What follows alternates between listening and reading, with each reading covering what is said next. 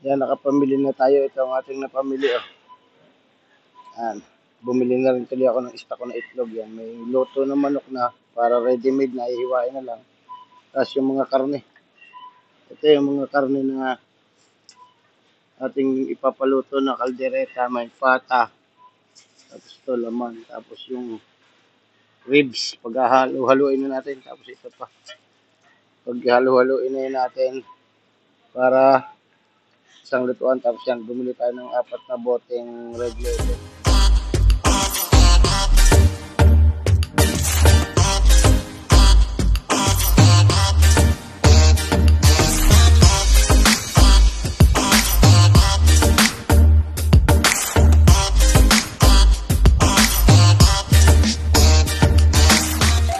Good morning mga ka-squad at yan, samahan niyo ako at dahil nga birthday natin nung Ajis, ngayon bibili tayo ng ating makakain kasi nung Ajis may pasok ako at ngayon hindi ako nakapaghanda kahit paano man. Ngayon bibili tayo kahit pang ulam man lang para may papagsalo-saluhan kami ng aking mga ka-workmate. Yan, napakalamig, tingnan niyo naman ang paligid napakapag. Pagi pa ang paligid. Grabe. Ang lamig pa. Ang lamig maglakad yan. Samahan niyo ako at dito na naman tayo dumaan sa likuran. At yan ngayong mga oras na ito ay bibili tayo ng maulam. Tapos siyempre, bili tayo ng konting for the boys. Para mamaya meron din kaming maiinom. At 12 na ngayon. 2 days nang nakalipas ang aking birthday pero siyempre kailangan natin din mag-celebrate kahit paano. Ayun, tingnan niyo naman ang paligid Sobrang pagi. Napakapag. Woo! Cellphone lang ating gamit na pang video. At tayo ay naglalakad kaya baka medyo magalaw to. Pasensyahan nyo na. Ang lamig. Tingnan niyo yung paligid. Grabe, ang sarap. Uy, lamig na sa ulo. Kaya, kailangan natin to. Ang putik ng daan. Ito ang mahirap pagka winter. Nagpuputik yung daan. Kasi masyado siyang nagpo-frost. Kaya nagpuputik yung daan. Grabe. Yan napakapag ng daan. Tapos yung mga parang may mga snow na bumabagsak-bagsak. Grabe. Yan, tingnan niyo ang paligid. Halos hindi mo pa makita yung dinadaanan. Yung pupuntahan mo, napaka pagi. Yan Unti-unti na tayong pinopros. Namumuti na yung paligid niya. Yan, kaya yan, maputik na. Kasi nag-i-snow na pa unti-unti. Tingnan niyo yung mga dinadaanan natin. May mga patak na ng snow. Yan tingnan niyo. Namumuti na ang paligid. At base sa forecast, sa Sunday ay uulan na ng snow. Kaya, ayan. Tingnan nyo, namumuti na. Kaya pagbabadya na yan, na talagang malapit na mag-snow. Yan nagpuputik na dito sa dinadaanan. Grabe naman.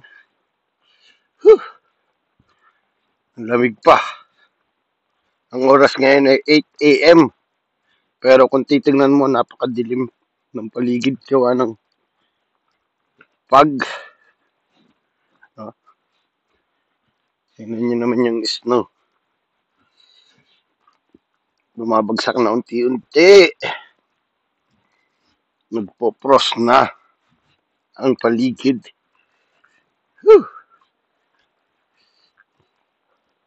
Malamig sa kamay. Naka-expose habang nagbibideo.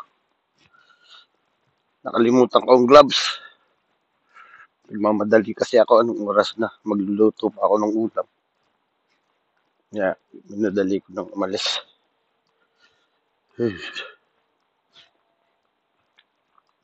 ngayon yun naman, no?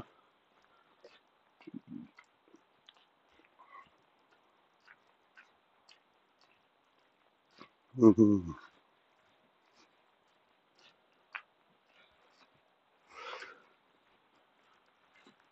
Wow! Pero ang ganda tingnan ng paligid pag ganyan yung kulay, no? Hmm. Pang ilang white Christmas ko na to? Pang, pang pito. Pang pitong white Christmas ko na dito sa Czech Republic to. Kaya alam niyo na, pag mga OFW kayo, yan, pampitong taon ko na rin hindi nakakapag-Christmas kasama ang aking sariling pamilya. Laging ibang pamilya, laging ibang kasama ko, laging ibang tao. Yan ang kahirapan pag ikaw ay isang OFW. Sa mga masasayang part ng taon ng buhay mo, hindi laging kasama mo ang pamilya mo.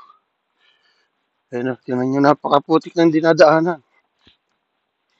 Kaya dito tuwang-tuwa yung mga nag-o-offroad eh, yung mga motor na ano. Ayun, tingnan nyo may mga daan dyan. Motor, bike. Kasi dito sila nag-o-offroad. Kasi putik-putik dito yung daan eh. Mas gusto nila dito. Ito yung bundok ng basura. Pag yan umulan ng snow, parang bundok ng snow naman yan ngayon. Kasi matatabunan yan eh. Grabing lamig. Nausok na yung bibig ko. Muusok na. Hmm. Ganda ng paligid. Oh, puti na. Pagi. Ang hirap maglakad dito, ang putik. Pag uwi ko mamaya, doon ako dadaan sa kalsada. Mahirap dito maglakad pag may bitbit, maputik. Ang hirap ialalay ng paa mo. Kahit na nakasapatos ka po. Pero maputik pa rin talaga yung daan eh. Grabe. Parang tutuloy yung sipong ko. Malamig na talaga. Tingnan nyo. Namumula yung kamay ko. Tingnan nyo yung palad ko. Namumula kasi naka-expose siya habang nagbibideo. Kaya ang ginagawa ko, binubulsa ko siya. Pinagpapalit-palit ko yung kamay ko sa paghawak sa aking cellphone. Kasi ang lamig. Ilang degree ba ngayon? Hindi ko napansin. Siguro ngayon mga 2 degree. Hindi ko kasi napansin eh. Lamig na.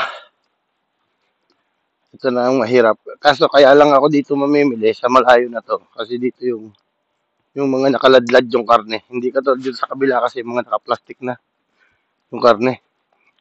Galing na yun sa frozen. Pero dito ganun din naman. Pero inilaladlad nila.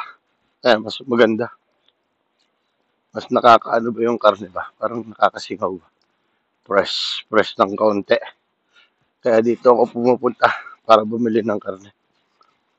Eh, tsaka medyo mga ilang kilo din yung bibilihin ko kasi nga ilan din kami yung kakain dyan. Marami kami magkakaship. Kaya, siyempre, kung sinong umabot, kung saan umabot ang ating lulutuin, edi yun ang pakakatikim. Tapos, siyempre, kaunting pampulutan. O, di ba? Ganun lang yan. Para mas marami pang blessing ang babalik sa atin. Kasi, pinaghahanda natin ang ating birthday kahit pa paano. Hindi tayo nakapaghanda nung saktong birthday kasi nga may pasok eh. Kaya ngayon tayo babawi. Woohoo! Nadagdagan na naman tayo ng isang taon. Sana sa susunod na taon ay pera na ang dumagdag. Woo! Para tayo makaahon-ahon na. At makauwi na rin tayo sa ating sariling bayan at sariling bansa. Kasama na natin ang ating pamilya sa tayo. Woo! Konti na lang, Lord.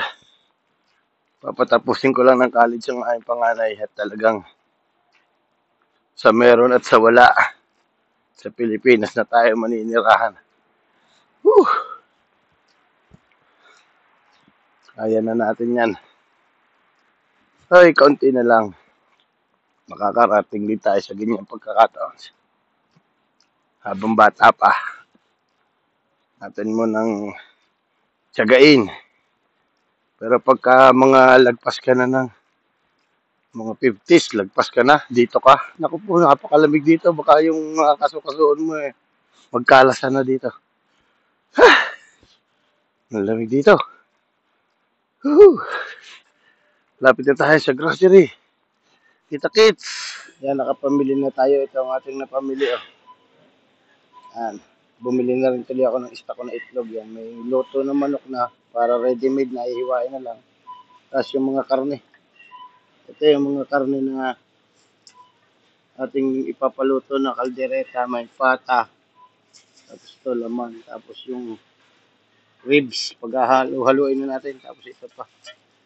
Paghahalo-haluin na natin para isang lutuan. Tapos yan, bumili tayo ng 4 na boteng red label.